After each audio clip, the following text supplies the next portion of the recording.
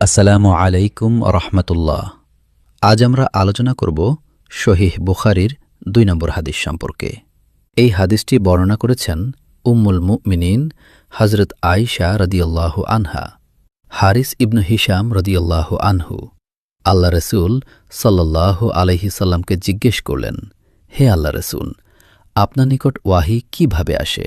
তখন রসুলুল্লাহ সাল্লাল্লাহু আলাইহি ওয়াসাল্লাম বললেন, কখনো কখনো আমার কাছে ওয়াহি ঘণ্টার আওয়াজের মতো আসে এবং এটি আমার জন্য সবচেয়ে কষ্টকর হয়।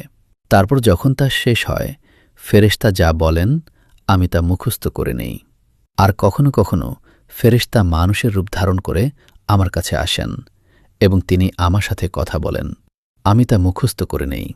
হজরত আয়েশা রাদিয়াল্লাহু আনহা বলেন, আমি দেখেছি কঠিন শীতের সময়ও রসুলুল্লাহ সাল্লাল্লাহু আলাইহি ওয়াসাল্লামের উপর ওয়াহি নাজিল হতো, আর যখন ওয়াহি শেষ হতো তখন তার কপাল থেকে ঘাম ঝরে পড়ত।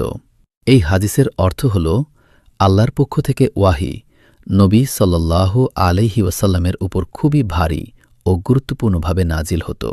এই হাদিস থেকে আমরা বুঝতে পারি ওয়াহি ছিল অত্যন্ত গুরুত্বপূর্ণ দায়িত্ব। নবী সাল্লাল্লাহু আলাইহি ওয়াসাল্লামের উপর তা অনেক ভার অনুভব করাত এবং আল্লাহর বার্তা মানুষের কাছে পৌঁছানো কতটা মহান দায়িত্ব। ধরুন, কোনো খুব গুরুত্বপূর্ণ বার্তা যদি আপনাকে কঠিন অবস্থায় পৌঁছে দিতে হয়, তাহলে যেমন চাপ অনুভব হয়, ঠিক তেমনি ওয়াহি নাজিল হওয়ার সময় একটি বিশেষ অবস্থা সৃষ্টি হতো।